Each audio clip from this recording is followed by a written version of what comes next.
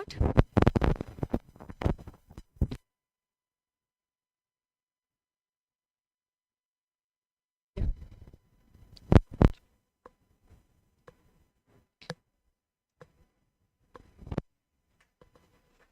Good morning everyone, कैसे हैं आप सब? आई होप आप सब बहुत अच्छे होंगे। तो चलिए स्टार्ट करते हैं अपनी आज की क्लास। और आज भी हम बीपीएससी के प्रीवियस ईयर पेपर डिस्कस करेंगे और कल से आपके एलटी ग्रेड की भी क्लास होगी। तो ये क्लास स्पेशली उन लोगों के लिए है जिनका बीपीएससी का एग्जाम अलाइंड है। एंड अगर ये कॉन्सेप्ट, ऐसा नहीं कि ये कॉन्सेप्ट या इस तरह के क्वेश्चंस आपके एलटी ग्रेड केवीएस एनवीएस में नहीं पूछे जाते हैं, बट ये थोड़ा सा लेवल लो है। जैसे होता नहीं कि 40% पेपर केवीएस एनवीएस का इस तरह से बनता है या एलटी ग्रेड का इस तरह से बनेगा, बाकी 60% थोड़ा सा लेवल अप होता है। तो 40% पढ़ने के लिए आप एलटी ग्रेड पढ़ने के लिए ये पेपर देख सकते हैं और बीपीएससी का 100% पेपर इसी लेवल का होता है। ठीक है, चलो सभी लोगों को गुड मॉर्निंग। रवि, कौशल, अनवर, व्योम, अभिषेक, वेरी गुड मॉर्निंग। चलो जी स्टार्ट करते हैं। और प्लीज एक बार सेशन को शेयर भी कर दीजिए सभी लोग, एक बार सभी लोग शेयर कर दीजिए। एंड स्टार्ट करते हैं क्वेश्चन नंबर 1 से। चलिए आ जाइए सभी लोग। क्वेश्चन नंबर 1 ध्यान से करना। सिंपल, अगर क्वेश्चन समझ में आ जाएगा तो बहुत आसान है। ये सारी चीजें, ये स्पेशली ये वाला तो अभी रिसेंटली मैंने पढ़ाया है कंप्यूटर ऑर्गेनाइजेशन में आप लोगों को। चलो जल्दी से बता दीजिए इस क्वेश्चन का क्या आंसर होगा।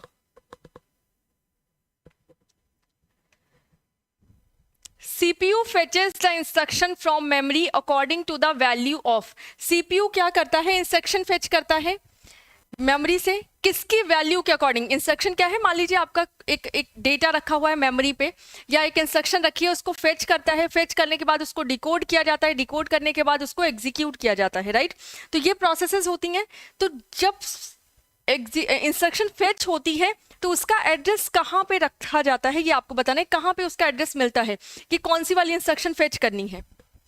सी सबका गलत है। इंस्ट्रक्शन रजिस्टर, इंस्ट्रक्शन रजिस्टर में तब आता है जब सीपीयू को एग्जीक्यूट करना होता है। अब एक चीज देखो, सबसे पहले होता है जब आपका प्रोग्राम स्टार्ट होता है तो सबसे पहले एड्रेस कहाँ पे? सोचो पहली इंस्ट्रक्शन एग्जीक्यूट होनी है तो पहली इंस्ट्रक्शन कहाँ पे आके रखी जाएगी? प्रोग्राम काउंटर में। प्रोग्राम काउंटर से ये इंस्ट्रक्शन कहाँ पे जाएगी? मेमोरी एड्रेस रजिस्टर पे। कहाँ जाएगी? मेमोरी एड्रेस रजिस्टर पे। अब इस मेमोरी एड्रेस, जैसे ये आपका सीपीयू है, ये मान लीजिए सीपीयू के अंदर ही सारा काम हो रहा है, ठीक है। तो प्रोग्राम काउंटर में इंस्ट्रक्शन 1 रखी है। अब इंस्ट्रक्शन 1 जब यहाँ पे चली गई तो प्रोग्राम काउंटर अपडेट हो जाएगा और यहाँ क्या आ जाएगी? इंस्ट्रक्शन 2, ठीक है, एड्रेस ऑफ इंस्ट्रक्शन 2। अब एड्रेस ऑफ इंस्ट्रक्शन फर्स्ट का यहाँ पे है। अब यहाँ से ये कहाँ जाएगा? मेमोरी के पास जाएगा। मेमोरी से डेटा को फेच करेगा, ये एड्रेस रजिस्टर से यहां मेमोरी के पास गया। अब डेटा को ये फेच करेगा। एक सेकेंड गाइस, ठीक है, इसको फेच कर रहा है। अब फेच करने के बाद कहां पे जाएगा? डेटा लेकर आएगा और ये कहां रखेगा? मेमोरी डेटा रजिस्टर में, ठीक है, मेमोरी डेटा रजिस्टर में। अब ये डेटा आपका रख उठा। अब मेमोरी डेटा रजिस्टर, या इसको बफर रजिस्टर भी आप बोल सकते हैं, ठीक है, चाहे डेटा रजिस्टर बोलिए या बफर रजिस्टर में रख दिया। अब इसके बाद ये कहाँ जाएगा? इंस्ट्रक्शन रजिस्टर में। और इंस्ट्रक्शन रजिस्टर से कौन इसको एग्जीक्यूट करेगा? ये सीपीयू। तो एग्जीक्यूशन जब होता है तो वो इंस्ट्रक्शन रजिस्टर से डेटा लिया जाता है, लेकिन जब फेच किया जा रहा है पहली इंस्ट्रक्शन तो वो कहाँ से एड्रेस लिया जा रहा है? प्रोग्राम काउंटर से। तो कौन सा वाला ऑप्शन करेक्ट हो जाएगा? ये वाला। और आई गेस अब ये चीज गलत नहीं होगी। अगर ये वाली क्लास देखी होती ना आप लोगों ने तो ये क्वेश्चन अभी भी गलत नहीं होता, ठीक है। प्रोग्राम काउंटर, क्लियर है ये चीज? एग्जीक्यूशन के लिए यहां पे जाएंगे, otherwise program counter. Status registers क्या होते हैं कि जैसे मान लीजिए आप 2 नंबर को प्लस कर रहे हैं और 2 नंबर को प्लस करने पर एक कैरी आ रहा है, तो एक रजिस्टर आपका ये कैरी रजिस्टर है जो कि आपको बता रहा है कि ये स्टेटस है, ठीक है, कि स्टेटस क्या है, कैरी है या नहीं। कैरी 0 मतलब कैरी नहीं है, कैरी की वैल्यू 1 मतलब कैरी है।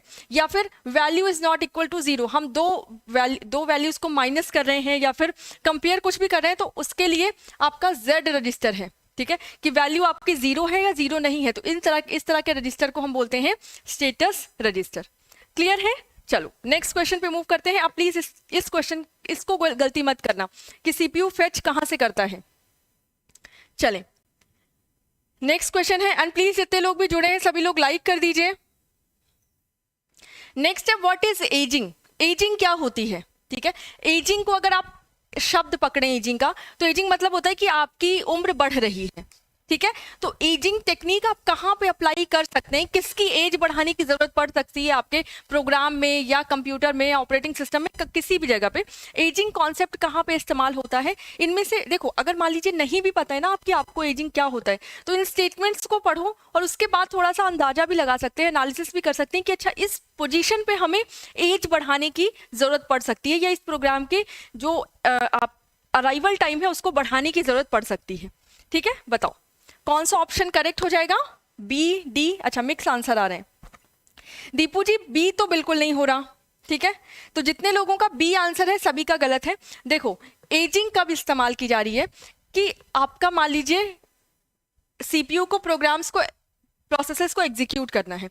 अब मल्टीपल प्रोसेसेस आपकी रेडी क्यू में है या वेटिंग क्यू में है, कहीं भी है, ठीक है।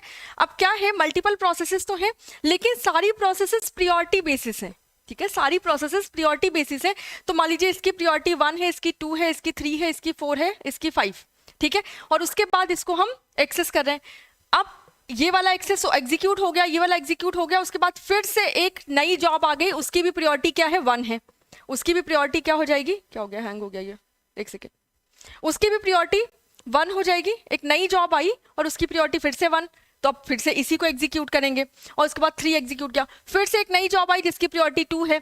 तो अभी हम 4, 5 तक तो पहुंच ही नहीं पा रहे हैं, बार बार क्या हो रहा है, 1, 2, 3 प्रियोरिटी की जॉब्स आए जा रही हैं और 4 और 5 बेचारे एग्जीक्यूट ही नहीं हो रहे हैं। तो ये बेचारे भूखमरी से मरेंगे, स्टारवेशन जिसको बोलते हैं।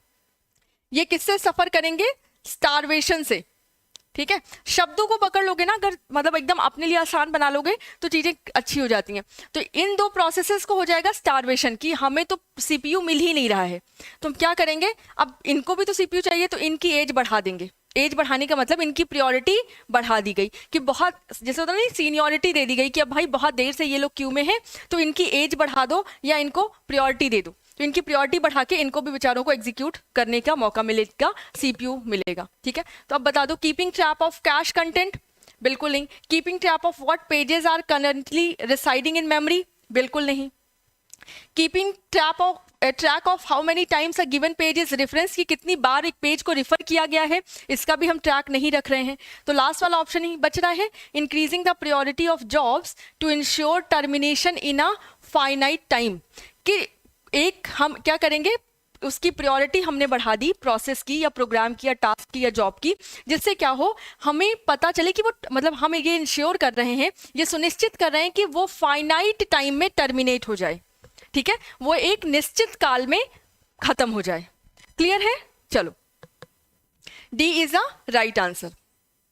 देखो, एक बार मैं वही बोल रही हूँ कि मैं अगर ये क्वेश्चंस करवा दे रही हूँ ना, तो अब नेक्स्ट टाइम नहीं भूलने के लिए पढ़िएगा, ठीक है। इसीलिए मैं बोलती हूँ इसको प्लीज कॉपी पेन लेके बैठो, और अगर लाइव क्लास कर रहे हो ना तब तो पक्का कॉपी पेन लेके बैठो, क्योंकि इतना टाइम आप ऐसे ही, अगर आपको आंसर आता भी है तो भी आपको एक निश्चित टाइम या फिर एक टाइम तो बिताना ही पड़ता है क्वेश्चन में, तो उसके बाद उस क्वेश्चन में कोई डाउट होना नहीं चाहिए, ठीक है। चले, नेक्स्ट है, which of the following is use to make an abstract class. एक अब्स्ट्रैक्ट क्लास बनाने के लिए इनमें से किसका इस्तेमाल किया जाता है। अब अब्स्ट्रैक्ट क्लास क्या होती है या इसका कॉन्सेप्ट क्यों लाया गया। एक कॉन्सेप्ट होता है आपके ऑब्जेक्ट ओरिएंटेड प्रोग्रामिंग लेवल में, sorry, object oriented programming techniques में, अब्स्ट्रैक्शन, ठीक है। अब्स्ट्रैक्शन क्या होता है, अब्स्ट्रैक्शन का मतलब है कि बाहरी दुनिया से कहीं ना कहीं उसको छुपा के रखना, ठीक है। अब्स्ट्रैक्ट मतलब एक तरह से आप कह सकते हैं कि उसको अलग कर देना या हाइड कर देना, जैसे इनकैप्सुलेशन होता है ना, इनकैप्सुलेशन में हाइडिंग होती है, बट उसमें हम क्या करते हैं, बाइंड कर देते हैं डेटा को एंड फंक्शंस को एक दूसरे के साथ। अब्स्ट्रैक्शन में किस तरह का होता है कि हम डेटा को छुपा ही देते हैं बिल्कुल रियल वर्ल्ड से, बिल्कुल। अंसारी जी, क्या है, सफुद्दीन अंसारी जी, सॉरी अगर मैंने आपका नाम गलत लिया हो। तो ये क्लास आपकी 11 बजे डेली आपको मिलती है, ठीक है। चलो, तो अब्स्ट्रैक्शन टेक्निक क्या होती है इसको समझ लीजिए। जब हमें रियल वर्ड से डेटा को हाइड करना है, सिर्फ आपको वो चीज़ें दिखानी है, जैसे कि अब किसी कॉलेज का अगर इंफ्रास्ट्रक्चर है तो एक स्टूडेंट को क्या चाहिए कि उसका नेम दिख जाए, रोल नंबर दिख जाए, एडमिशन नंबर दिख जाए, किस साल उसने एडमिशन लिया है, कौन सा कोर्स लिया है, बस इतना काफ़ी है। बाकी कितने स्टूडेंट्स की इन्फॉर्मेशन है उसको कोई फर्क नहीं पड़ता। तो इसीलिए डेटा को हमें क्या करना है, हाइड करना है। और होता क्या है कि इसी अब्स्ट्रैक्शन में जब हम इनहेरिटेंस, अब्स्ट्रैक्शन में क्या होता है, इनहेरिटेंस की ऊपर वाली क्लास, पब्लिक क्लास एक दूसरी क्लास की प्रॉपर्टीज को, सॉरी ड्राइव्ड क्लास एक पब्लिक क्लास की प्रॉपर्टी को इनहेरिट कर रही है, राइट। जैसे एक कार है और एक BMW क्रिएट कर दी, तो BMW एक बेसिक कार तो होगी ही, तो वो बेसिक कार की प्रॉपर्टीज को तो इनहेरिट करेगी ही। तो इसमें प्रॉब्लम क्या आती है कि जब आपके पास ये मान लीजिए बेस क्लास है, ठीक है, और ये आपकी डिराइव्ड क्लास है। अब अगर आपने बेस क्लास का ऑब्जेक्ट बनाया और बेस क्लास के ऑब्जेक्ट में आपने डिराइव्ड क्लास का डेटा पास कर दिया, ठीक है, बेस क्लास के ऑब्जेक्ट में आपने डिराइव्ड क्लास का डेटा पास कर दिया, और अगर आप यूज करना चाहें बेस क्लास के फंक्शंस को, सॉरी डिराइव्ड क्लास के फंक्शन को, तो नहीं कर पाएंगे, क्योंकि प्रोग्राम कैसे कहाँ जाएगा, सबसे पहले बेस क्लास में जाएगा, और बेस क्लास में सेम नाम का फंक्शन उसको मिल जाएगा, ठीक है। मान लीजिए फंक्शन यहाँ पे भी है, f यहाँ पे भी है, अगर इसको यहीं पे सेम नाम का फंक्शन मिल गया तो इसी को वो यूज कर लेगा, ठीक है। तो अब ये हम चाहते हैं कि वो ये फंक्शन यूज करे, तो हम क्या करेंगे, इसको वर्चुअल बना देंगे। मतलब अब हमने बेवकूफ बना दिया कंपाइलर को कि ये तो आभासी है, ये वाला फंक्शन एग्जीक्यूट नहीं करना, ये आभासी है, ठीक है। तो अब क्या करेगा, वो सीधा इस वाले फंक्शन पे आ जाएगा, that is called inheritance, virtual inheritance. और इसी कॉन्सेप्ट को आगे थोड़ा सा जब हम करते हैं तो अब्स्ट्रैक्ट क्लास बनाने के लिए, इस क्लास को अब्स्ट्रैक्ट क्लास बनाने के लिए इसके आगे एक वर्ड लगा दिया जाता है प्योर, सॉरी प्योर वर्ड नहीं लगाया जाता, इस क्लास को प्योर वर्चुअल फंक्शन बना दिया जाता है। तो f की वैल्यू क्या कर देंगे, 0, f की वैल्यू कर दिया 0। अब मुझे एक चीज बताओ, एक फंक्शन, ये फंक्शन स्टार्ट हुआ और इसको हमने 0 इनिशियलाइज कर दिया, तो ये फंक्शन तो यहीं खत्म हो गया ना। तो जैसे ही इसमें 0 इनिशियलाइज कर दिया, अब इसको बोला जाता है ये फंक्शन प्योर वर्चुअल है। एक होता है वर्चुअल आभासी, लेकिन हो सकता है कि ये आभासी हमें लग रहा है बट इसका अस्तित्व कहीं ना कहीं हो, लेकिन इस फंक्शन को देखें, इसका कोई अस्तित्व है नहीं, यहाँ पे हमने 0 कर दिया। जब वर्चुअल कीवर्ड सिर्फ यूज करते हैं तो इस फंक्शन को भले हमने आभासी बना दिया बट इसकी डेफिनेशन है हमारे पास, ठीक है। तो ये पूरी तरह से आभासी नहीं है, पूरी तरह से इमेजिनरी नहीं है, बट ये वाला फंक्शन देखो कि शुरू होते ही खत्म, 0 इनिशियलाइज कर दिया, तो ये पूरी तरह से आपका क्या है, आभासी। और इसी को हम बोलते हैं अब्स्ट्रैक्ट क्लास। जिस भी क्लास में ये वाला फंक्शन होगा, जिस भी क्लास में इस तरह का फंक्शन होगा, वो क्लास आपकी क्या होगी, अब्स्ट्रैक्ट क्लास। अब ये चीज गलत नहीं होनी चाहिए, ठीक है। चलो अब बता दो कौन सा वाला ऑप्शन करेक्ट होगा, इसमें कितने लोगों का करेक्ट आंसर आया है, डी, बी, डी, अच्छा डी और बी, तो जितने लोगों का डी आंसर है सबका करेक्ट है, ठीक है। By declaring a pure virtual function in a class, अगर हम प्योर वर्चुअल फंक्शन कर देंगे तो इसका मतलब कि वो पूरी तरह से आभासी हो। प्योर वर्चुअल का मतलब वही है कि फंक्शन को सच में वर्चुअल ही कर दो, कि इसकी कोई डेफिनेशन है ही नहीं, क्लियर है, बस नाम है इसका। चलो तो डी ऑप्शन आपका करेक्ट हो जाएगा।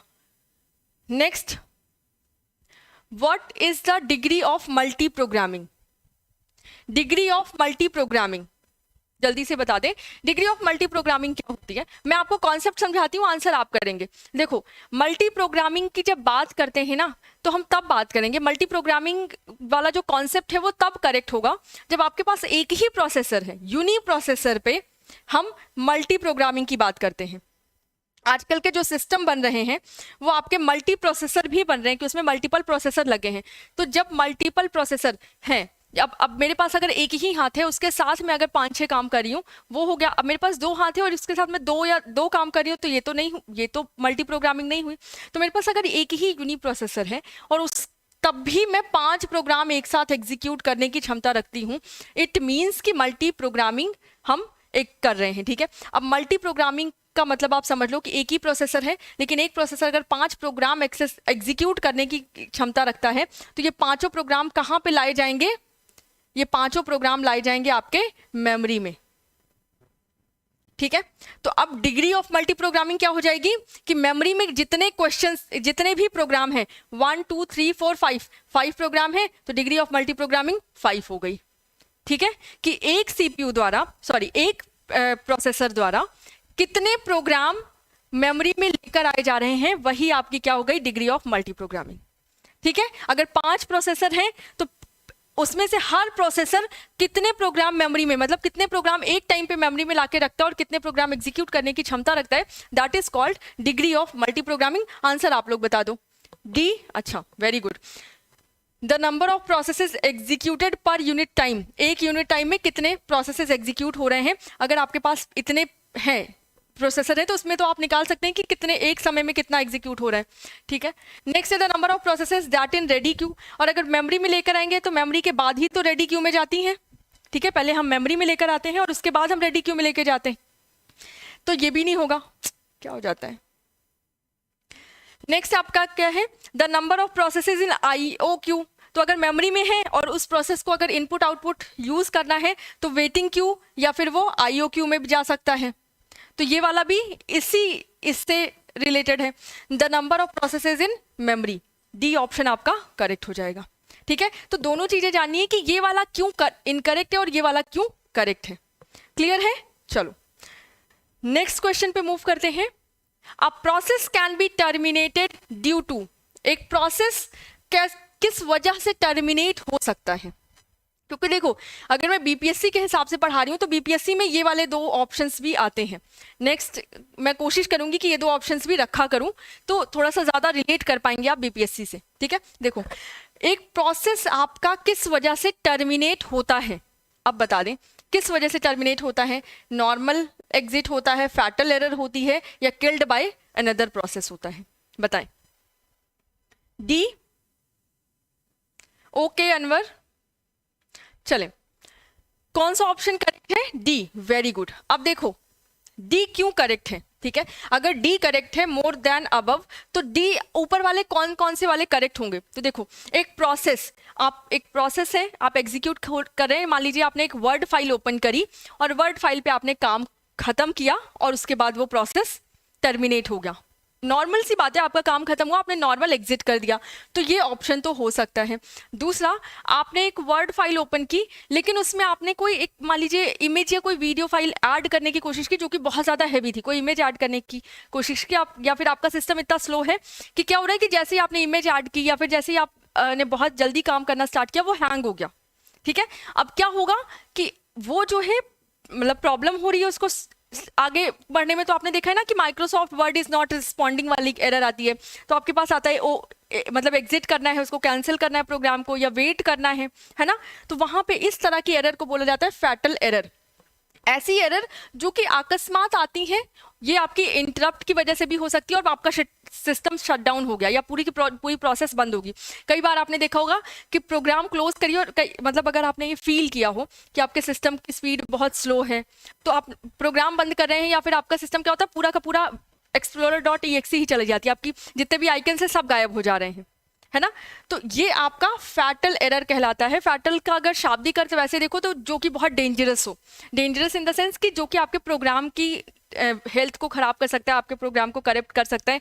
कई बार होता है ना सिस्टम अपने आप शट डाउन हो गया, तो इस तरह से भी प्रोसेसेस बंद होती हैं। ठीक है, इसको बोला जाता है fatal error. I suppose I hope कि आप रिलेट कर पा रहे होंगे। नेक्स्ट है किल्ड बाय अनदर प्रोसेस। आप लोगों ने सुना होगा कैस्केडिंग, कैस्केडिंग टर्मिनेशन। ठीक है, ये भी बहुत इंपॉर्टेंट वर्ड है और ये भी पूछा जाता है। कैस्केडिंग टर्मिनेशन क्या होता है कि अगर पेरेंट प्रोसेस एग्जीक्यूट करके टर्मिनेट हो गई है तो जितने भी चाइल्ड प्रोसेस है ना उन सबको टर्मिनेट होना ही पड़ेगा। ठीक है, अगर आप मेन प्रोसेस को खत्म कर रहे हैं तो चाइल्ड प्रोसेस अगर एग्जीक्यूट भी हो भी रहा है तो भी वो भी काम छोड़ के भागेगा। ठीक है, समझ लीजिए कि अगर एक पेरेंट है वो अपने बच्चों को कहीं घुमाने लेके गया है और अगर पेरेंट वापस जा रहा है तो बच्चों को जाना ही पड़ेगा। That is called killed by another process. ठीक है, ये एक रीजन ये भी हो सकता है और दूसरा रीजन ये भी हो सकता है कि एक प्रोसेस है किसी दूसरे प्रोसेस की वजह से उसमें एरर आ रही है कि एक ही पोर्ट पे 2 खुल रहे हैं, उसकी वजह से एरर आ रही है तो पहला वाला ऑटोमेटिक बंद हो जा रहा है। ठीक है, तो बहुत सारे रीजन हो सकते हैं, तो ये तीनों ही ऑप्शन आपके क्या हो जाएंगे, करेक्ट हो जाएंगे। ठीक है, इस वजह से मोर देन अबव आंसर आपका करेक्ट है। क्लियर है, चलो नेक्स्ट क्वेश्चन है what is the postfix expression for the corresponding infix expression. Most important, आपके बीपीएससी में पूछा जाता है ये इनफिक्स एंड पोस्टफिक्स। ठीक है, बता दीजिए क्या आंसर होगा। एक बार इसको ना आप लोग खुद से करके देखो, उसके बाद मैं बताती हूँ। एक बार इसका आंसर बता दो, फिर मैं आपको स्टेप बाय स्टेप बता दूंगी कि किस तरह के इसको एग्जीक्यूट करना है। चलो बता दो सभी लोग आंसर। देखो जितने लोग हो सभी लोग आंसर करने के लिए कोशिश किया करो, ठीक है, क्योंकि ये जो मैं पढ़ा रही हूँ ये मेरी मेहनत है, आपकी मेहनत आपको देखेगी, और आपकी मेहनत वही होगी कि जब आप अपने लिए क्वेश्चंस सॉल्व करेंगे, ठीक है, जब आप अपने लिए क्वेश्चन सॉल्व करेंगे तो वो आपकी मेहनत होगी। चलो आंसर करो सभी लोग। ए, चलें ए ऑप्शन आ गया है, कौशल ने बताया। चलो इसको देखते हैं कि ये करेक्ट है या इनकरेक्ट। देखो फर्स्ट ये आपका क्या है, इनफिक्स है, छोटा सा एक्सप्रेशन है, तो सबसे पहले आपको क्या देखना पड़ेगा, precedence of every operand, sorry every operator, कि हर ऑपरेटर का प्रेसिडेंस क्या है। तो ये तो नॉर्मल बॉडमास है, तो आपको पता ही है कि यहाँ पे मल्टीप्लिकेशन का प्रेसिडेंस ज्यादा है प्लस से, तो हम क्या करेंगे, सबसे पहले मल्टीप्लिकेशन, और उससे भी ज्यादा है ब्रैकेट का, तो सबसे पहले जो ब्रैकेट के अंदर है ना इसको सॉल्व करो। तो जब भी हम पोस्ट फिक्स में कन्वर्ट करते हैं तो पोस्ट फिक्स में आपका क्या होता है, लेफ्ट राइट एंड देन आपका रूट, ठीक है, पहले लेफ्ट आएगा देन आपका राइट आएगा एंड देन आपका ये जो दिस वन साइन है ये हो गया, और यहां पे ऐसे ही लिख लो ए प्लस क्या हो रहा है ये into C plus D E asterisk, ठीक है। अब किसको सॉल्व करना पड़ेगा हमें, तो अब देखो ये है बट इसको क्या, इसको सॉल्व करेंगे, इसका प्रेसिडेंस ज्यादा है, तो अब इसको सॉल्व कर लो तो ये हो जाएगा A plus B C asterisk plus D E asterisk, ठीक है। चलो अब देखो यहां पे भी प्लस है, यहां पे भी प्लस है, अब कौन सा वाला प्लस, तो जब भी आपको सेम प्रेसिडेंस मिले हम लेफ्ट टू राइट सॉल्व करते हैं, ठीक है। तो सबसे पहले इसको सॉल्व कर लो, तो ये हो जाएगा A B C asterisk plus, ठीक है, एंड उसके बाद आपका क्या आ गया, ये एक ब्रैकेट में आ गया, फिर प्लस डी ई एस्ट्रिक दो ब्रैकेट में, अब बस एक ही बचा है तो इसको सॉल्व कर लो, ये हो जाएगा A B C asterisk plus, इसको प्लीज समझ लेना ये बार बार ओवरराइट हो रहा है, ठीक है, plus and then D E asterisk plus, ठीक है। तो यही आ रहा है एक्सप्रेशन फर्स्ट वाला, A B C asterisk plus D E asterisk plus, yes, तो ए ऑप्शन ही आपका करेक्ट है। क्लियर है, बीच में एक और प्लस है, कहां पे, A plus B asterisk C plus D, सही तो है, दो ही तो प्लस है यहाँ पे, ठीक है, सही किया है मैंने। क्लियर है ये, वेरी गुड, ठीक है, जिसको आता है ठीक है, अदरवाइज इसकी मैं डिटेल्ड वीडियो बना दूंगी, पोस्ट फिक्स प्री फिक्स कैसे निकालते हैं, इनफिक्स क्या होता है, ये सारी चीजें मैं आपको एक वीडियो में समझा दूंगी, बहुत आसान होता है और आपके एग्जाम में पूछा भी जाता है।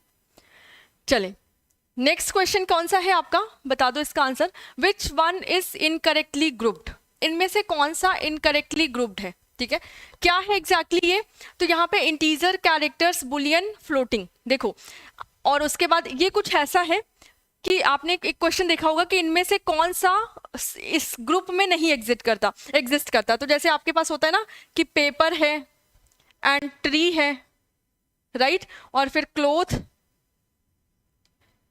या कोई यहाँ पे ड्रेस लिख दी गई, तो ड्रेस के आगे आपको क्या, तो इस ग्रुप में पेपर, ट्री और ड्रेस, इस ग्रुप में कौन सा एग्जिस्ट नहीं करता, देखो पेपर ट्री से बनाया जा सकता है लेकिन ड्रेस नहीं बनाई जा सकती, तो इसको आपको क्या करना है, निकाल देना है। कुछ इसी तरह से ये भी आपका है। अब इसमें से बता दो कौन सा किससे मैच नहीं कर रहा है, मतलब कौन सा किस ग्रुप में सही नहीं बैठ रहा है। अब देखो अगर इंटीजर की बात करें, कैरेक्टर की बात करें, बुलियन की बात करें, या फ्लोटिंग या सिंपल फ्लोट लिखो इसको, अदरवाइज गलत हो जाएगा, फ्लोट की बात करें, तो ये सारे कैसे हैं, ये आपके बेसिक डेटा टाइप्स हैं, राइट, जिसको हम बोलते हैं बेसिक डेटा टाइप या प्रिमिटिव डेटा टाइप, ठीक है, इनको कहीं से डिराइव्ड नहीं किया गया है, ठीक है, ये आपके जो पहले से प्री डिफाइंड है, ठीक है, आपको पता है इंटीजर, कैरेक्टर, बुलियन, फ्लोट, अब इनकी हेल्प से बाकी के जैसे इनम है, तो इनम आपका इंटीजर भी हो सकता है, कैरेक्टर भी, बुलियन भी, फ्लोटिंग भी, तो इनम डिफाइन किया जाता है, यूजर डिफाइंड है ये, इसको एक यूजर डिफाइन कर रहा है। क्लास में भी आपके integer, character, Boolean, float, double कोई भी आप डेटा टाइप यूज कर सकते हैं, तो क्लास भी आपकी क्या है, यूजर डिफाइंड है, ठीक है, एक यूजर इसको डिफाइन कर रहा है।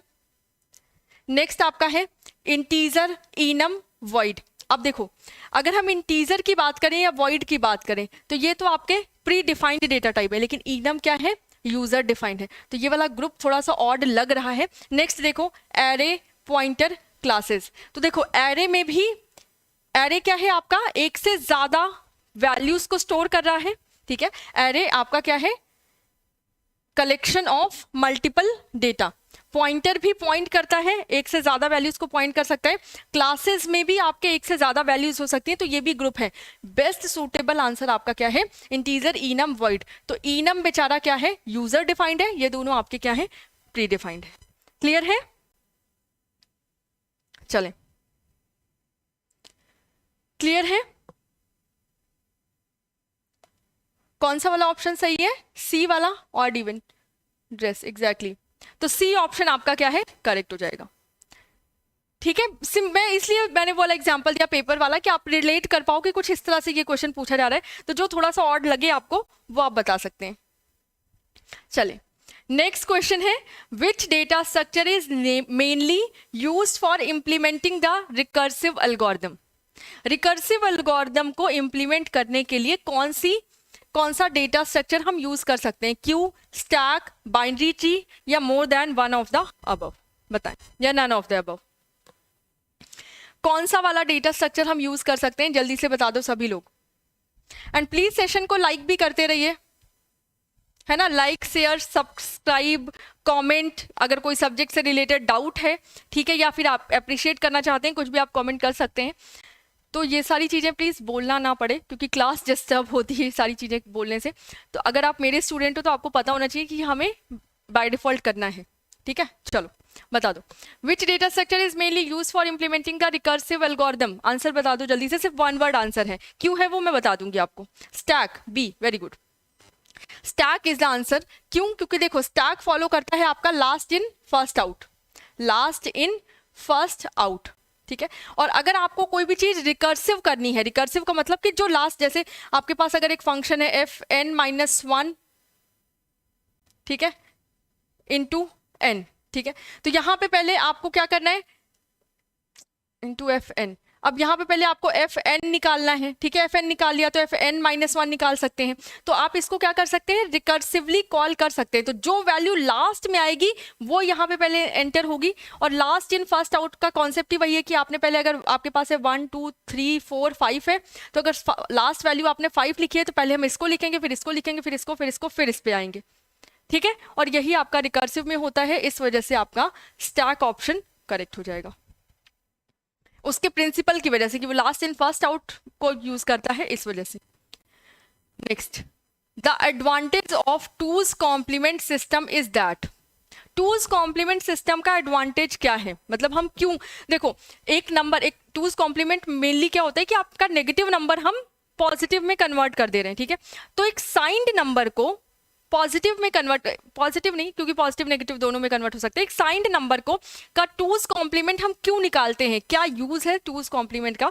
क्योंकि एक साइंड नंबर को हम साइंड नंबर से भी दिखा सकते हैं, उसके साइन से भी, कि अगर 0 है तो ये आपका पॉजिटिव हो जाएगा, 1 है तो नेगेटिव हो गया। या फिर हम वंस कॉम्प्लीमेंट से भी साइंड नंबर को आसानी से सॉल्व कर सकते हैं। हमेशा टूज कॉम्प्लीमेंट की बात क्यों आती है और इसको इफिशियंट क्यों समझा जाता है, ठीक है, बता दो, इसको इफिशिएंट क्यों समझा जाता है। बी, ए, अच्छा बी क्या है, देखो, only one arithmetic operation is required, two arithmetic operation is required, no arithmetic operation is required, या different arithmetic operations are required, बता दें। बी ऑप्शन है, गलत है। देखो, जब भी आपको दो नंबर्स को ऐड करना है तो मैंने आपको एक नंबर दिया, मान लो 17, और दूसरा नंबर दिया मैंने 14, या फिर इसको ऐसे छोड़ो, इसको ऐसे लिखो, ज्यादा समझ में आएगा। 17 माइनस 14, मैंने बोला 17 माइनस 14 करना है आपको, ठीक है। और एक नंबर दिया मैंने आपको 17 प्लस 14 करना है, तो इसमें तो कोई डाउट नहीं है, आप 17 प्लस 14 कर लेंगे। लेकिन 17 माइनस 14 करने में अगर आप एक ऐसी मशीन इंप्लीमेंट करें कि उसको सिर्फ एक ही ऑपरेशन आता हो, वो करना हो प्लस, ठीक है। देखो, अगर एक मशीन में आपको प्लस करना है और माइनस करना है तो सर्किट बड़ा करना पड़ेगा, प्लस के लिए अलग सर्किट, माइनस के लिए अलग सर्किट। लेकिन अगर एक ऐसी मशीन हम यूज कर रहे हैं जिसमें हम टूज कॉम्प्लीमेंट वाला कॉन्सेप्ट हमने इनबिल्ट कर दिया, तो वो क्या करता है, सिर्फ और सिर्फ प्लस करता है सबको, ठीक है। सिर्फ एक ही अर्थमेटिक ऑपरेशन उसको आता है, दैट इज प्लस, उसको आप मल्टीप्लाई करने के लिए भी दोगे तो भी वो प्लस प्लस करके ही मल्टीप्लाई करेगा, ठीक है। तो अगर आपको ये लिखना है तो वो क्या करेगा, पहले 17 लिखेगा, फिर इसको प्लस करेगा किससे, -14 से। अब 17 प्लस -14 को कन्वर्ट कर दो 2's कॉम्प्लीमेंट में, तो हो जाएगा +14, फिर दोनों को ऐड कर दो, हो जाएगा आपका। तो वो सिर्फ एक ही ऑपरेशन का इस्तेमाल करता है, दैट इज प्लस। इसी वजह से 2's कॉम्प्लीमेंट इतना फेमस है। ये चीज़ मैंने आपको डिजिटल लॉजिक डिज़ाइन की अगर प्लेलिस्ट में जाएंगे और वहाँ पे अगर आप देख लेंगे कि 1's कॉम्प्लीमेंट्स क्या होता है, साइन रिप्रेजेंटेशन क्या है, 1's कॉम्प्लीमेंट क्या है एंड 2's कॉम्प्लीमेंट क्या है, तो बहुत अच्छे से मैंने आपको समझाया। सिंगल प्रिसीजन क्या होता है, डबल प्रिसीजन क्या होता है, इससे क्वेश्चन पूछे जाते हैं, तो एक बार इसकी थ्योरी पढ़ लेना वहाँ से आप लोग, ठीक है। चलो, आई होप ये चीज़ क्लियर होगी। नेक्स्ट क्वेश्चन है, if a process fails most operating system write the error information to a. ये क्वेश्चन आपके एग्जाम में पूछा गया है, बीपीएससी के एग्जाम में। लैंग्वेज अलग है, ठीक है, यहाँ पे लैंग्वेज अलग है, आपके एग्जाम में लैंग्वेज अलग है। जल्दी से इसका आंसर कर दो। एंड प्लीज अगेन मैं बोल रही हूँ, जितने लोग जुड़े हो सभी लोग आंसर करो, क्योंकि सिर्फ इस तरह से आप सोचते हैं कि अरे हम तो स्मार्ट है, सिर्फ देखेंगे आंसर आ गया मन में, खत्म। नहीं, मन में जो चीज है वो मन में ही रह जाएगी, एग्जाम के कॉपी में नहीं आएगी, क्योंकि आदत ही नहीं है लिखने की, सिर्फ सोचने की आदत है, तो सोचते ही रह जाएंगे। प्लीज लिखने की आदत डालो, ये आपके लिए बहुत बेनिफिशियल है। किसी की भी क्लास में जाओ, कोई भी क्लास है, आंसर करने की आदत डालो, ठीक है। Log file, very good. चले, तो correct answer is log file, ठीक हो। देखो होता क्या है कि अगर कोई एरर, आप लोगों ने एंड्रॉइड सब मैक्सिमम लोग यूज करते हैं या फिर आईफोन, तो कोई अगर एरर आती है तो वो फीडबैक मांगते हैं, ठीक है। तो अगर आपने फीडबैक सेंड कर दिया दैट इज ओके, अगर आपने फीडबैक नहीं भी सेंड किया तो उसकी कोई भी एरर या किसी भी प्रकार का बग आता है, उसकी एक फाइल बनती है कि ये क्यों आया, क्यों नहीं आया, उसमें इस बग के आने का क्या रीजन था, इस एरर के आने का क्या रीजन था, और इस फाइल का नाम है लॉग, ठीक है। लॉग मतलब होता है किसी भी चीज को इकट्ठा करना। लॉग को अगर शब्द ऐसे समझो तो किसी भी चीज को इकट्ठा करना, तो जो भी एरर्स है वो आपकी लॉग फाइल में इकट्ठा की जाती हैं, ठीक है। चलो, another running process, new file, none of the mention, तीनों ही ऑप्शन समझाने जैसे कुछ नहीं है, गलत होंगे इसमें। चले, नेक्स्ट क्वेश्चन है, What will be the output of the following C++ code. इस कोड का आंसर क्या हो, मतलब आउटपुट क्या होगा, ये आपको बताना है। ये C++ का एक स्निपेट दिया गया है, आपको बताना है इसका आंसर क्या होगा, इस कोड का आउटपुट क्या होगा वो आपको बताना है। चलिए, सभी लोग बता दीजिए जल्दी से, जितने लोग हैं सभी लोग आंसर करो इस क्वेश्चन का। देखो कितने लोग सही आंसर करते हो, इसको एक बार सॉल्व, अगर कॉपी पेन लेके बैठे होगे तभी ये चीजें होंगी, ठीक है, क्योंकि एग्जाम में आप लिख के ही करोगे, राइट। और देखो बहुत सिंपल सी बात है, एग्जाम में इस तरह का क्वेश्चन आए और पहली बार कॉपी पेन उठाओ, उससे अच्छा है कि आज कॉपी पेन उठा के इतनी प्रैक्टिस कर डालो कि एग्जाम में आए कि देखते ही लगे कि अरे इसका आंसर तो यही होना चाहिए, ठीक है। चलो, और ये आपके एग्जाम में इस तरह का क्वेश्चन पूछा जाता है, आंसर कर दें सभी लोग इसका।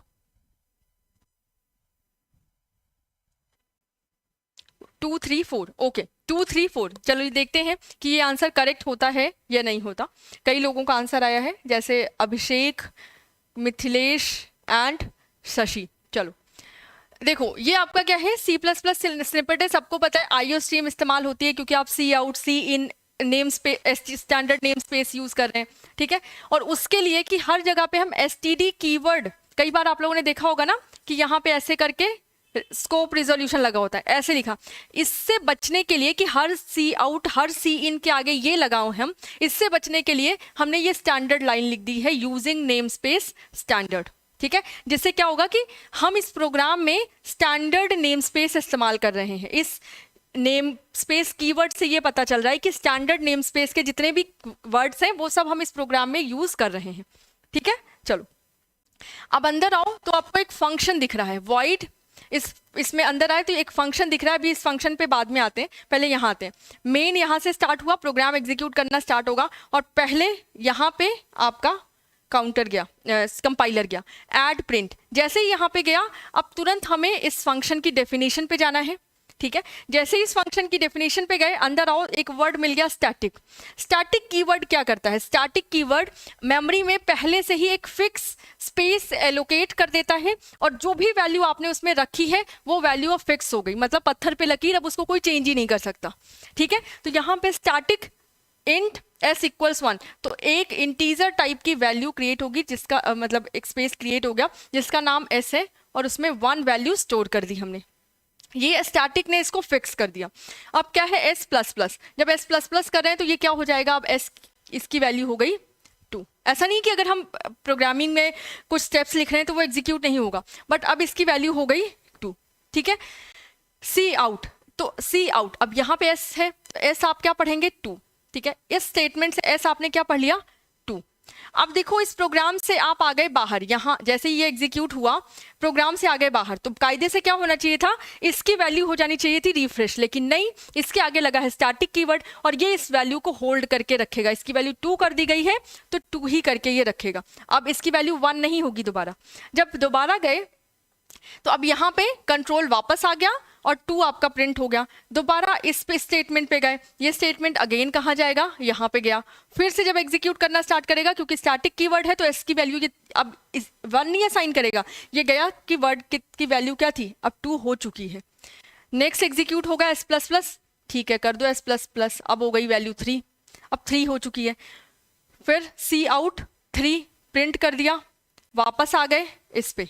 ठीक है, फिर नेक्स्ट स्टेटमेंट एग्जीक्यूट हुआ ये वाला, फिर यहाँ से यहाँ गए और अब इसकी वैल्यू कितनी हो चुकी है 3, एस प्लस से क्या हो जाएगी 4, सी आउट क्या एग्जीक्यूट कर दिया इसने 4, वापस आ गए यहाँ से यहाँ, return 0 and this one. Clear है, यहाँ पे रिटर्न कर रहे हैं, अच्छा इंट है। ठीक है, चलो तो ये आपका प्रोग्राम पूरा एग्जीक्यूट हो गया। आंसर क्या आ गया 2, 3 एंड 4। जिसने भी ए ऑप्शन बताया था उसका करेक्ट है, बधाई हो। ठीक है, अच्छा सबने ए बता दिया है, वेरी गुड। इसके ऊपर मुझे ना बी डी ऐसे भी ऑप्शंस दिख रहे थे, but it is okay.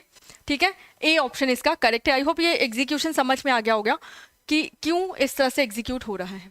Clear है, चलो नेक्स्ट है compaction is defined as, very important question पूछा भी गया है आपके बीपीएससी में।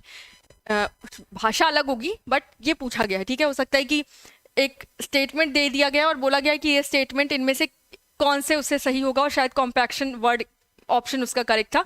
एग्जैक्टली क्वेश्चन मुझे याद नहीं है बट ये पूछा गया है आपसे। चलो बता दो, जितने लोग भी जुड़े हैं सभी लोग बता दो इसका answer. Compaction is defined as, compaction क्या है, a technique for overcoming internal fragmentation, a paging technique, a technique for overcoming external fragmentation, a technique for overcoming fatal error।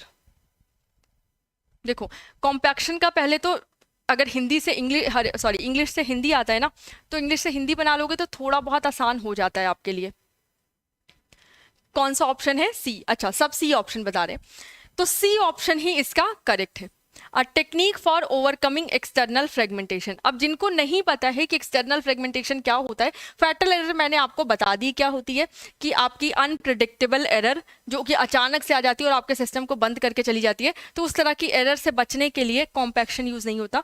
Compaction का शाब्दिक अर्थ होता है दबा दो, राइट, कॉम्पैक्ट करना। ठीक है, कम स्पेस जो घेरे, जिसको डेंस कर दो आप। ठीक है, किसी भी चीज को डेंस करना, पास पास लेकर आना, दैट इज कॉल्ड कॉम्पैक्शन। ठीक है, तो प्रोग्राम आपके सिस्टम में एक प्रॉब्लम होती है कि ये आपकी है मेमोरी।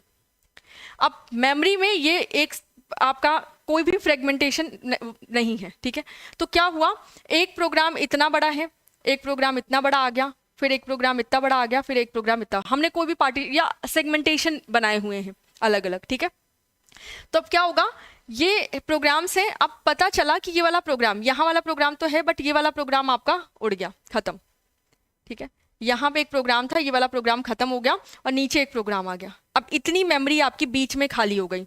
ठीक है, और मान लीजिए यहाँ पे नीचे भी मेमोरी थी और इतनी मेमोरी आपकी नीचे खाली है ना, क्योंकि बीच बीच में हम प्रोग्राम रखते हैं फिर डिलीट कर रहे हैं, तो डिलीट जहाँ जहाँ डिलीट करेंगे वो स्पेस खाली हो गया। तो ये प्रोग्राम्स आपके ऊपर कुछ रखे हुए हैं और कुछ प्रोग्राम्स यहाँ पे ये खाली है और ये खाली है। तो अब ये क्या हो गया एक्सटर्नल, अब एक प्रोग्राम मान लीजिए ये आपका 5 MB खाली है और ये आपका 2 MB खाली है। ठीक है, और आपके पास एक प्रोग्राम आ गया 7 MB का और इसको चाहिए कंटीजियस मेमोरी, मतलब एक साथ अगर मेमोरी लोकेशन 7 MB है तब ये स्टोर कर सकते हैं इसको। ठीक है, तो अब हम क्या करेंगे, हमारे पास एक साथ तो है नहीं, हमारे पास स्पेस तो अवेलेबल है लेकिन एक साथ नहीं है, तो इसी को हम बोलते हैं फ्रेगमेंटेशन, एक्सटर्नल फ्रेगमेंटेशन। फ्रेगमेंटेशन मतलब होता है टूटना, टुकड़ों में टूटना। तो जब मेमोरी आपकी टुकड़ों में टूट गई और इस तरह से टूटी कि यहाँ पे स्पेस है, यहाँ पे स्पेस है, तो इसको बोला जाता है एक्सटर्नल फ्रेगमेंटेशन। ठीक है, एक्सटर्नल फ्रेगमेंटेशन में अगर आप कॉम्पैक्शन कर देंगे तो यही मेमोरी अब ऑर्गेनाइज्ड हो जाएगी इस तरह से कि ये एक प्रोग्राम ये वाला आ गया और दूसरा ये आ गया और 7 MB अब एक साथ खाली हो गया और आराम से जो भी प्रोग्राम आपको रखना था ये इसको यहाँ पर रख दो। ठीक है, तो कॉम्पैक्शन टेक्निक आपकी यूज होती है एक्सटर्नल फ्रेगमेंटेशन की। इसी के साथ आप जान लो व्हाट इज इंटरनल फ्रेगमेंटेशन। तो इंटरनल फ्रेगमेंटेशन होता है कि आपका ये एक प्रोग्राम है और इस प्रोग्राम को आपने मल्टीपल पेजेस में ब्रेक कर दिया। ठीक है, इस प्रोग्राम को मल्टीपल पेजेस में ब्रेक कर दिया। अब देखो हर पेज का साइज क्या है, इक्वल। हर पेज कितने MB का है, मान लो 5 MB का, 5 MB का एक पेज है। तो एक प्रोग्राम आया सिर्फ 2 MB का। ठीक है, एक प्रोग्राम आया 4 MB का, एक प्रोग्राम आया 1 KB का, एक प्रोग्राम आया 5 MB का और एक प्रोग्राम आया 3 MB का। ठीक है, तो यहाँ पे देखो अब ये हमने एक ही उसमें डिवाइड किया है, मतलब 5 MB का हर है, सब सारे हैं। तो सोचो 2 MB के बाद इसमें थोड़ा सा स्पेस वाला स्पेस खाली रह गया। ठीक है, 4 MB के बाद इसमें 1 MB स्पेस खाली रह गया। अब इसमें कुछ किया जा सकता है नहीं। जैसे होता नहीं कि एक सीट आपने रिजर्व कर ली, अब वो पूरी सीट आपकी है। ठीक है, भले आपने मतलब आप नहीं आए बट स्टिल उस सीट पे कोई नहीं बैठ सकता। ठीक है, इसको अब इंडियन वाले रेलवे स्टेशन से मत देखो या इंडियन उसमें मत देखो, अदरवाइज हम दूसरे की सीट पे भी कब्जा करते हैं। ठीक है, वो छोड़ो, अगर ये सीट आपके नाम से रिजर्व है तो आप ही रहेंगे। आप चाहे पतले दुबले हैं और चाहे आप जितने मोटे हैं, उससे फर्क नहीं पड़ता। तो यहाँ पे सोचो 1 KB की फाइल और 5 MB का स्पेस लेके बैठी है, तो इस तरह के फ्रेगमेंटेशन को बोला जाता है इंटरनल फ्रेगमेंटेशन। कि अब इंटरनली ये इस प्रोग्राम को, अब सोचो अब ऐसा तो है नहीं कि एक ही स्पेस में 2 प्रोग्राम रख देंगे, आपस में addresses he mix and match हो जाएंगे तो काम नहीं हो पाएगा हमारा। ठीक है, तो इस वजह से इस प्रॉब्लम को बोला जाता है इंटरनल फ्रेगमेंटेशन और इसको सॉल्व करना थोड़ा मुश्किल होता है। इसको कैसे सॉल्व कर सकते हैं कि पहले से ही हमें प्री अज्यूम कर लिया है कि हमारे प्रोग्राम्स इससे बड़े नहीं होंगे, तो बस उससे थोड़ा सा स्पेस ज़्यादा दे दो, तो भी थोड़ा थोड़ा स्पेस तो वेस्ट होता है। हाँ, एक्सटर्नल फ्रेगमेंटेशन काफ़ी अच्छे से मैनेज किया जा सकता है। ठीक है, अच्छा ठीक है, चलो तो सी ऑप्शन आपका करेक्ट हो जाएगा, technique for overcoming external fragmentation. Okay okay Rashmi, see एक चीज गुड़िया, देखो एक चीज है, आप बोल रहे हो कि थोड़ा सा स्पीड बढ़ाकर, तो देखो प्रॉब्लम ये है कि बहुत तरह के, मैं एक तरह से होता ना कि पब्लिक क्लास जब ले रही हूँ तो बहुत तरह का क्राउड आता है, बहुत सारे स्टूडेंट्स को मतलब नहीं पता होता, तो मुझे स्टार्टिंग के 5-10 क्लासेस ऐसी होंगी जहाँ पे मुझे हर एक टर्म एक्सप्लेन करना पड़ेगा, फिर आप खुद ही देखोगे कि उससे रिलेटेड क्वेश्चन आएगा तो सिर्फ ऑप्शन बता के आगे बढ़ना होगा। ठीक है, सिर्फ ऑप्शन बता के आगे बढ़ना मेरे लिए बहुत आसान है, मैं एक दिन में 50 क्वेश्चन करा सकती हूँ। और अगर आपने देखा हो स्टार्टिंग वीडियोज़ में तो मैंने कोशिश की है कि जल्दी कराने की, बट फिर स्टूडेंट्स बोलते हैं कि मैम थोड़ा सा एक्सप्लेन कर दीजिए, इसका मतलब क्या होता है, तो मैं बस वही डाउट क्लियर करने की कोशिश करती हूँ। ठीक है, चले next, which of the following is not a feature of DBMS, इनमें से कौन सा DBMS का फीचर नहीं है, ये आपको बताना है। और ये क्वेश्चन अभी आपके एग्जाम में पूछा गया है, ये तो एज इट इज यही क्वेश्चन पूछा ही गया है। ठीक है, चलो बता दो कौन सा वाला ऑप्शन करेक्ट हो जाएगा। मिनिमम, सोचो इतने आसान क्वेश्चन पूछे जाते हैं, बट पता है प्रॉब्लम ये लोग ट्रिकी कहाँ से बनाते हैं। पहली बात तो ये 2 ऑप्शंस देके, है ना, जैसे ये 2 ऑप्शन देखते हैं ना, मैं खुद कंफ्यूज होती हूँ, क्योंकि अगर एक से ज़्यादा ऑप्शंस करेक्ट हैं तो more than one of the above, और कई बार होता है कि आपके पास ऑप्शन है लेकिन लगता है कंफ्यूजन होती है कि ये नन ऑफ द अबव होगा या ये वाला ऑप्शन होगा, तो यहाँ से कंफ्यूजन, ये 2 ऑप्शन है ना, इनसे थोड़ा सा कंफ्यूजन इंक्रीज होती है। एंड दूसरी चीज जहाँ पे कंफ्यूजन इंक्रीज करते हैं, क्वेश्चन को थोड़ा सा घुमा के, तो एग्जामिनर की लैंग्वेज अगर आपने समझ ली तो बहुत अच्छे से हो जाएगा।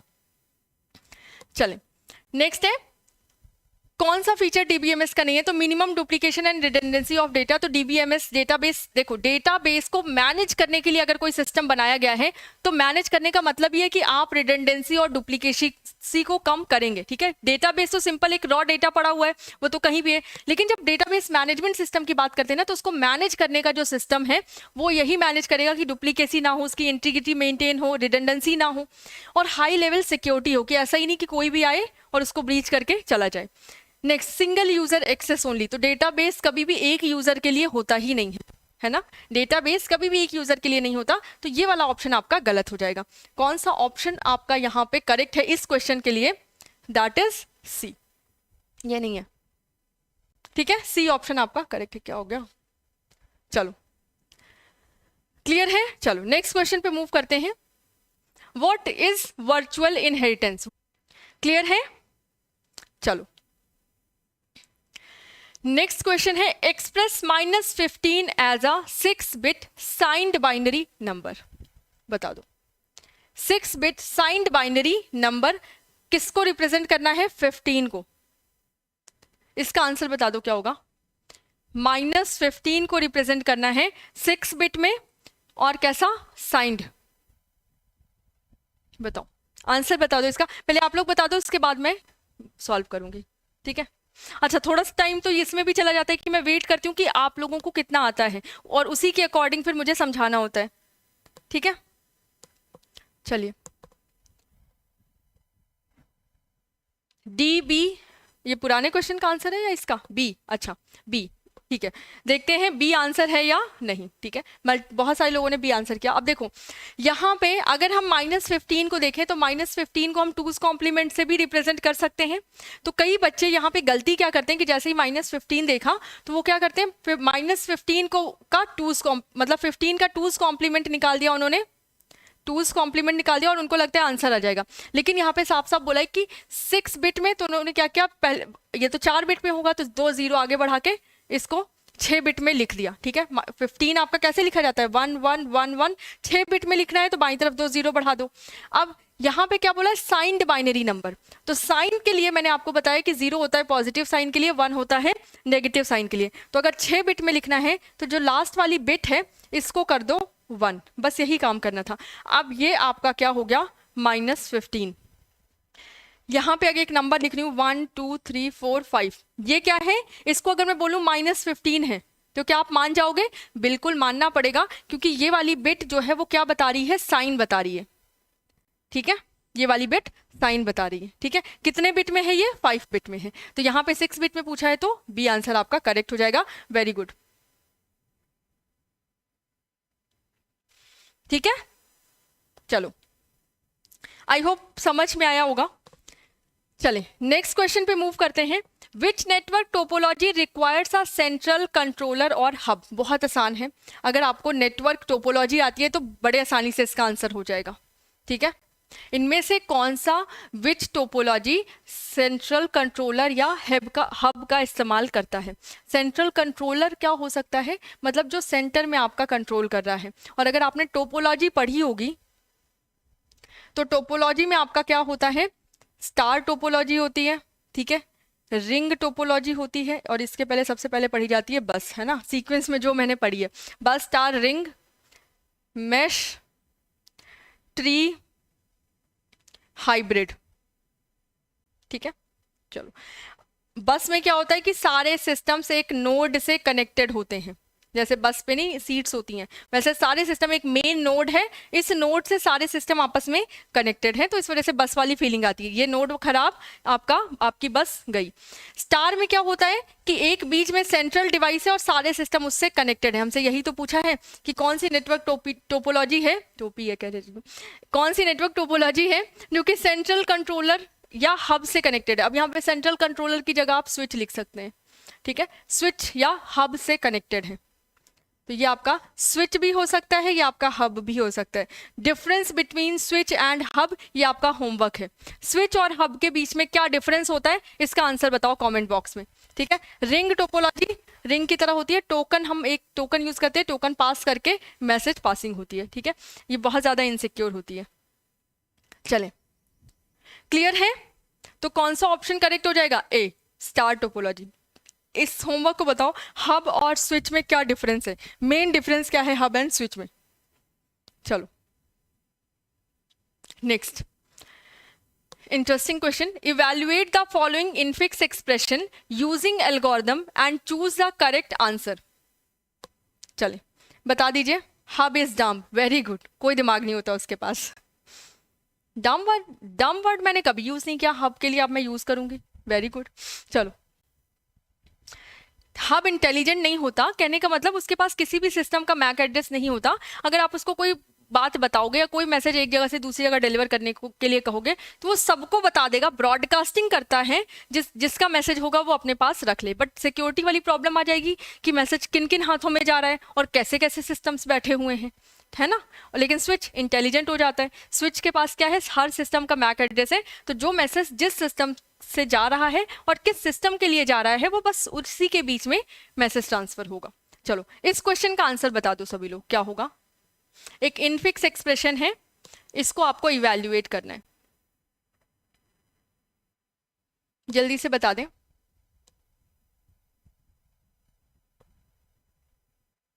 क्या आंसर आ रहा है, D7।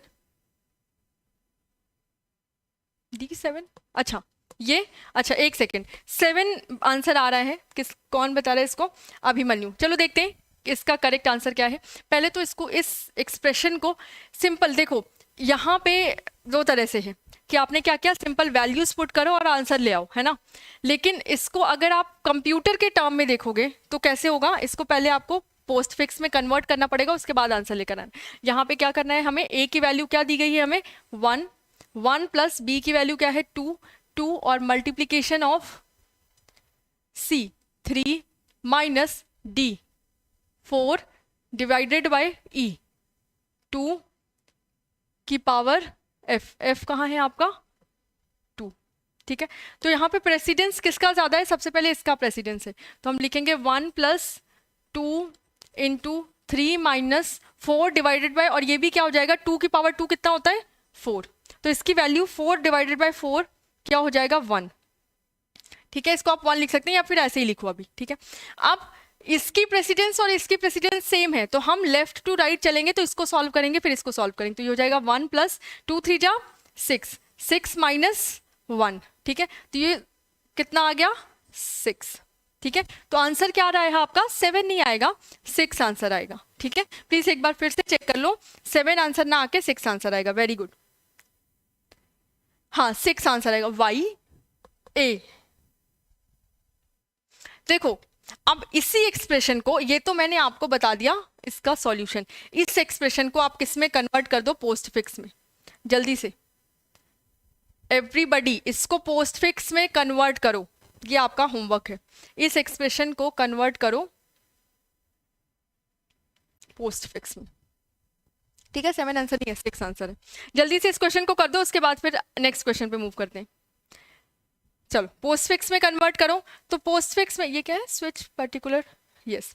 चले पोस्ट फिक्स में कन्वर्ट करने के लिए अगेन हमें क्या देखना है, प्रेसिडेंस किसका हाई है, सबसे ज्यादा प्रेसिडेंस इसका है। ये पहले इस एक्सप्रेशन को लिख लिया जाए, let me use some another colour of pen. A plus B asterisk C minus D divided by E की पावर F, ठीक है। अब यहाँ पे देखो सबसे ज्यादा प्रेसिडेंस किसकी है, इसकी, तो पहले इसको इवैल्यूएट करो, तो ये हो जाएगा A plus B asterisk C minus D और यहाँ पे डिवाइडेड बाय ये क्या हो जाएगा EF की पावर, ठीक है। अगेन अब इसको इवैल्यूएट करेंगे, तो किसकी प्रेसिडेंस है, ये और ये सेम प्रेसिडेंस के हैं, डिवीजन और मल्टीप्लिकेशन, तो हम लेफ्ट टू राइट चलेंगे, तो ये हो जाएगा। देखो जब प्रेसिडेंस सेम होती है तो एसोसिएटिविटी देखी जाती है कि लेफ्ट टू राइट जाना है या राइट टू लेफ्ट आना है, तो इसकी एसोसिएटिविटी है लेफ्ट टू राइट, तो A प्लस या यहाँ पे हो जाएगा BC एस्ट्रिक माइनस, अब इसको भी आप साथ में सॉल्व कर सकते हैं but let it be D divided by EF की पावर दिस, ठीक है। अब इसको हम कर सकते हैं A plus BC asterisk minus DEF की पावर दिस एंड दिस। अब इसकी और इसकी प्रेसिडेंसी सेम है, तो हम क्या करेंगे लेफ्ट टू राइट, तो पहले इसको सॉल्व कर लो, तो हो जाएगा ABC asterisk and plus minus DEF की power this division this one, तो लास्ट लाइन में क्या आ जाएगा ABC asterisk plus DEF this minus, आ रहा है यही ABC then asterisk plus DEF then this, okay, ठीक है। मैक्सिमम लोगों का ये आंसर आ रहा है, वेरी गुड, ठीक है। चलो क्लियर है। नेक्स्ट क्वेश्चन पे मूव करते हैं।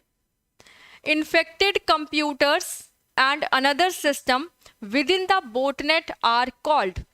बोटनेट क्या होता है या बोटनेट नेटवर्क क्या होता है, जल्दी से बता दो। स्ट्रेंथ क्यों कम हो गई भाई? एक बार शेयर भी कर दिया करो, क्योंकि आप लोगों के पास तो मल्टीपल ग्रुप होंगे, है ना। एक बार शेयर करने की आदत डाल लो, मेरा थोड़ा फायदा हो जाएगा इससे, और उन लोगों का फायदा हो जाएगा जो सच में पढ़ना चाहते हैं। चलो आंसर बता दो इस क्वेश्चन का। Infected computers and other systems within the botnet are called Trojan, vampires, zombies या स्पाईवेयर। देखो मैं बोटनेट्स बता देती हूँ, आंसर आप लोग बताओगे, ठीक है। बोटनेट एग्जैक्टली होता क्या है? बोटनेट नेटवर्क होता है कि आपने क्या किया, एक पूरे के पूरे नेटवर्क को हैक कर लिया और अब वो आपके कब्जे में है, आप उसको कैसे भी यूज करें। तो एक इन्फेक्टेड नेटवर्क क्या होता है? आपका बोटनेट। क्लियर है? ठीक है। एक इन्फेक्टेड नेटवर्क मतलब एक ऐसा लैन, एक सोच लो लैन में 100 कंप्यूटर कनेक्टेड हैं और वो 100 कंप्यूटर किसी और ने हैक कर लिया और 100 कंप्यूटर कोई और ऑपरेट कर रहा है, ठीक है। और किस लिए ऑपरेट कर रहा है? मान लीजिए उसको बहुत सारे फिशिंग ईमेल भेजने हैं किसी को, तो उसने 100 या 1000 कंप्यूटर का लैब हैक किया और अब उसके पास 1000 कंप्यूटर है। अब अलग अलग उसको 1000 सिस्टम पे नहीं, एक साथ उसने 1000 सिस्टम से मैसेज भेज दिया। या फिर डिनाइल ऑफ सर्विस अटैक करना है उसको, DOS अटैक करना है, ठीक है। या फिर उसको फिशिंग ईमेल भेजना है, मतलब मेन गलत काम करने के लिए ही तो ऐसे वाले काम करेंगे ना हम, कि किसी दूसरे के 1000 सिस्टम को हैक किया जा रहा है, बता दो। और वो जो सिस्टम है वो क्या कहलाएंगे? अब किसी एक शरीर में किसी दूसरे का कंट्रोल हो जाए और वो जैसे चाहे वो ऑपरेट करे, उस चीज को क्या कहते हैं? ज़ॉम्बी, ठीक है। बस ज़ॉम्बी वर्ड हमें पता ही है, तो इसको ज़ॉम्बी बोलेंगे। ट्रोजन क्या होता है?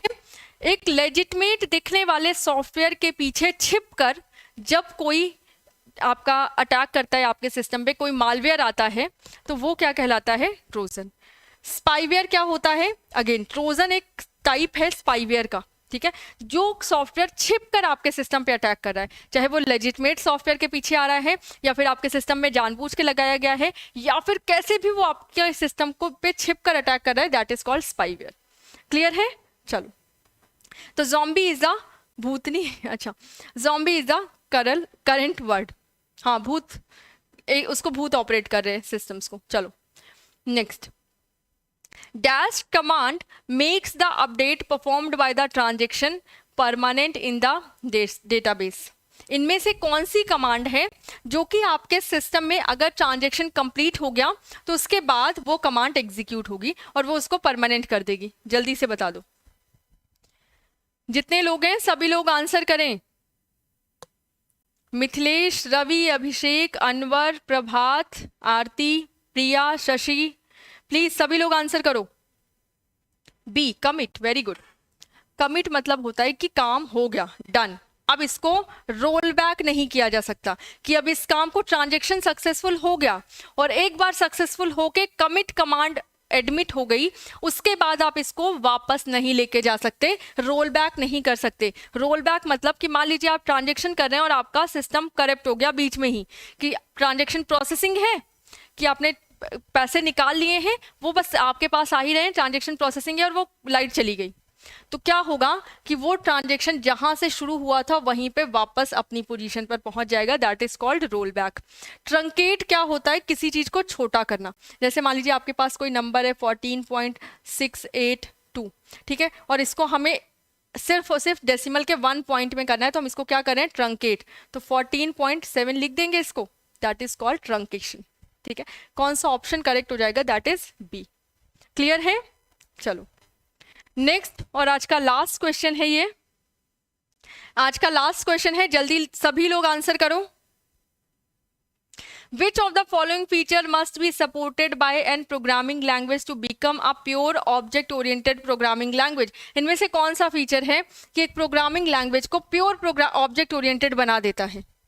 ऑब्जेक्ट ओरिएंटेड प्रोग्रामिंग लैंग्वेज के क्या क्या फीचर्स होने चाहिए? इनकैप्सुलेशन, इनहेरिटेंस, पॉलीमॉर्फिज्म, अब्स्ट्रैक्शन, उसमें क्लासेस होनी चाहिए, उन क्लासेस के ऑब्जेक्ट्स होने चाहिए, यही सारे फीचर्स तो होने चाहिए। तो बस कौन सा ऑप्शन करेक्ट हो जाएगा, that is D, more than one of the above. Very good, D is the correct answer. और इसी के साथ ये सभा आपकी समाप्त होती है। कल नए क्वेश्चंस के साथ मिलते हैं सेम टाइम पे। आज के लिए बस इतना ही रखते हैं। और इस चैनल को अगर आपने अभी तक सब्सक्राइब नहीं किया है और आप ऐसे ही देख रहे हो तो प्लीज़ एक सब्सक्राइब तो बनता है ना। अगर यहाँ तक वीडियो आप देख रहे हैं इट मीन्स कि आपको पसंद आ रहा है, और जो चीज़ पसंद आ रही है उसको अप्रिशिएट करना बनता है। चलो तो सब्सक्राइब कर दो चैनल को, लाइक कर दो सेशन अगर पसंद आ रहा है। लाइक नहीं भी कर रहे हैं तो बस पढ़ लो, है ना। बस एक काम कर लो, पढ़ाई कर लो, दैट इज़ इट। ठीक है, चलो आज के लिए बस इतना ही। Have a very good day guys, thank you.